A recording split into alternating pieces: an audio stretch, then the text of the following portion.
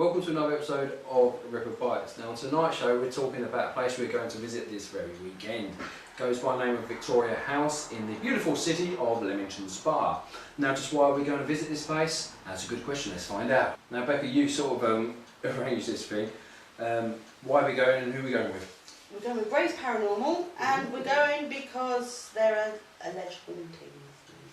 Alleged hauntings, that's usually the story. Now, I've done a bit of research when I found out we was going to this place, but I couldn't pull up any reports, any documentation or any eyewitness statements that this place is haunted or anybody has been there and has been spooked by discarnate souls. So I can't find any info on it.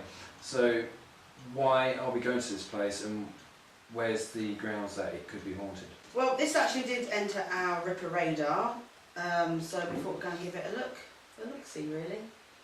Okay, but the reports of the hauntings? There isn't many reportings, no, but there does have a lot of history to it.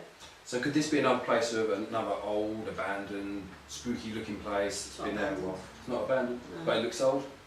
It is old, it's Georgian I believe, isn't it? It is Georgian, but it doesn't look that old. But it is. Yeah, it is, but it doesn't look it, but you know. But, okay, so it's an old place, it probably looks a little bit out there. It has a cellar. Oh, that must mean it's haunted. Yeah. But it had if it's got a cellar, that means it had beer and probably had the beer man hang himself. That's quite a common reporting. But no, is this just another case of it's an old building, it must have a ghost, let's go in and find out, rather than, oh please help us, we think our place is haunted? That could very well do, but it doesn't mean it might not be haunted. Just because no one's really done it yet. Okay, so we could be a first. And if everywhere's got to be investigated for the first time once. But that's usually based on documentations of tales and more. Not necessarily. History-wise, it might be just a case of someone saying, this place could be haunted, let's try that. Just look at it, this place could be haunted. Well, yeah, that's what it is. Someone might just get a feeling like, you know, maybe Alex will walk past the building and think, oh, that place is haunted. So you, and then he calls us up and says, I think we've got all the place here, let's try this one. You sound I'm being a bit too sceptical on this one. But you know, just because there's no reports doesn't mean there's no reason to investigate it. At the end of the day, every place that has been investigated by paranormal groups will have had somebody say it's haunted at some point. It just happens that this place hasn't been investigated by anybody. I haven't got a problem with that. It could be that staff that work there or whoever lived there or whatever it was before what it is now just hasn't reported it to a point where it's been put online. But if every group out there says, look, we're not going to investigate any place because unless there's a proper report of a ghost, nowhere will be investigated. Well, there would be, because if people were living in these sort of properties and they go, oh, I think my place is haunted. I think. So it's always going to be our thing. People say no. You know, I don't think we've even got that. I believe there was. We've got this group saying. Have you got the? You got a little bit of information, haven't you? Well, there has been some apparitions been seen. So there are reports. There's not a vast amount of reports, no. Not a vast amount, but there are some, which is enough. Okay. At the end of the day, I think any group is going to fall foul to the fact that it's a big old house that we can get access to. There have been reported sightings or happenings in local residential properties that groups don't go into. I think it's just because of the size of the house and the fact that they were willing to let groups in overnight.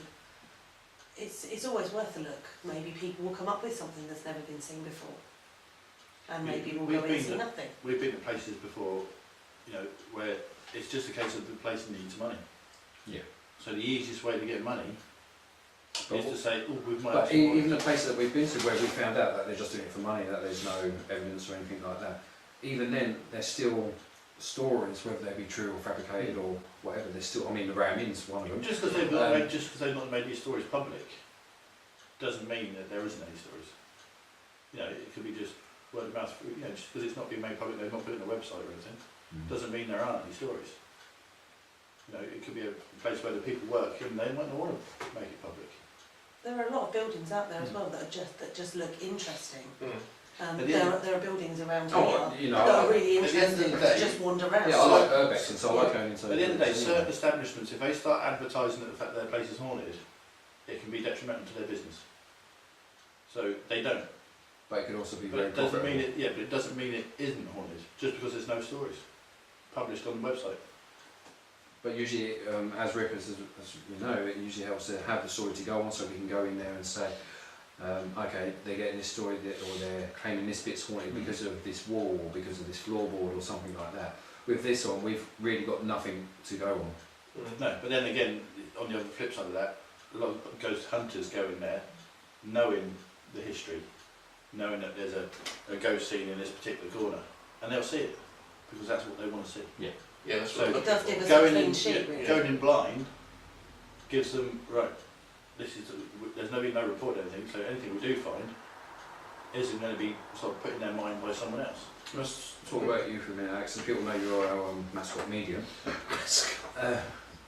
Yeah, you get, as some mediums, they pick up senses before they go and stuff like that. What are you getting from this place? You've seen a picture of it. Well, not much at the moment. Sometimes I get an inkling, like the last one.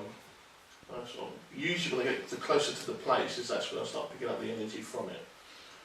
Okay. But just because, like I say, it depends what other mediums work like. I'm different to maybe one, or it just depends what you like. Obviously, I'm more on the slightly sceptic side than most mediums.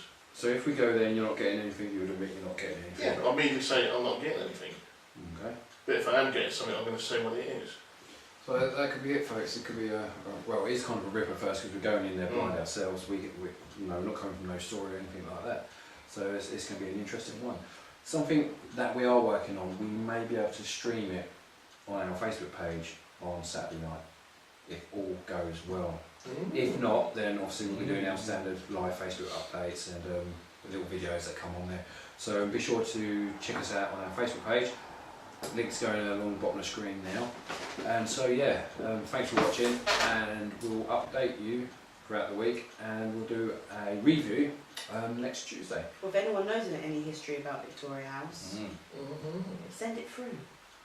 Victoria House, Leamington Spa. Catch you soon.